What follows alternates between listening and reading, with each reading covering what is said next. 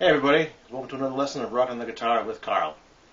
As you can see here, we're in a little bit of a different setting. The room that we normally use is being remodeled, so I'm going to film the next 9 lessons actually right here, right now, and I'll post them over the next 8 or 9 months or so, one at a time. So you'll see the same setting for a little while, but that's no big deal because it's all about learning the lesson and not about the room.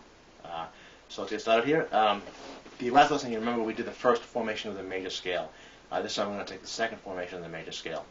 It's a little bit more difficult because you have to move. You don't stay in the same position all the time. But even with that, you repeat the same finger formations numerous times in the same scale. So it makes it a little bit easier, even though it's a little bit harder. So it's a bit of a trade-off. So let's get started here.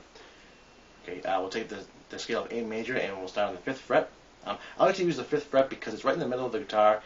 It's not too challenging where you're trying to stretch too much down to the lower frets, and it's not too easy where you're up here, on the higher frets where the frets aren't that big and they're very close together. It's kind of right in the middle where it's somewhat of a challenge, not too crazy. So you take your first finger, play A on the the E string, 5th fret. Third finger, B on the 7th fret of the E string. C sharp on the 9th fret of the E string. So we have first 3 notes of the major scale. Skip to the A string, and you're going to play the exact same formation that we just played. So you'll have D,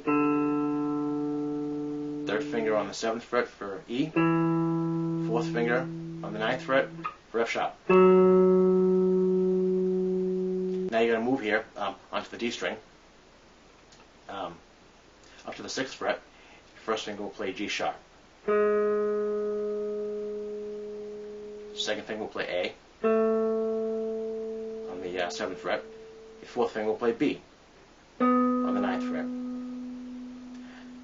Now on the G string, pick the same finger formation for C sharp,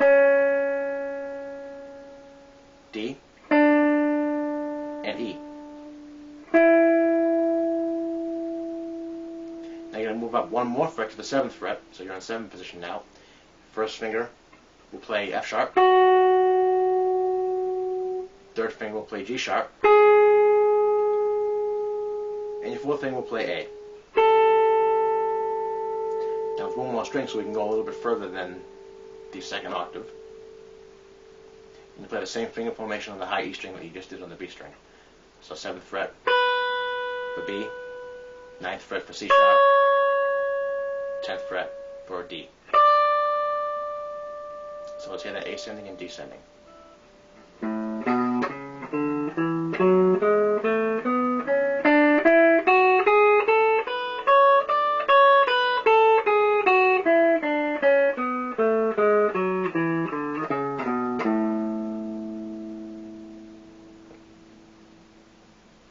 Now when you're playing a scale that requires you to go 1, 3, 4 fingering, that skips a fret each time you place your fingers down, there's a couple of different ways you can do that. The way I did it was 1, 3, 4, as I stated, but you can also do it 1, 2, 4.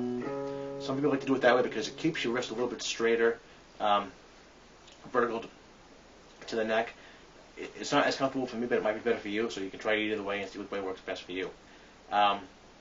This scale is cool because of the repetitive fingering that you use. It allows you to play kind of quickly in fast runs like this.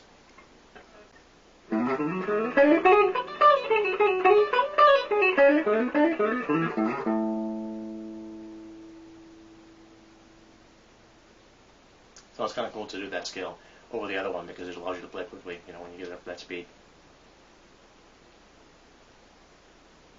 Okay, there's the A major scale. I'll see you next time. Take care.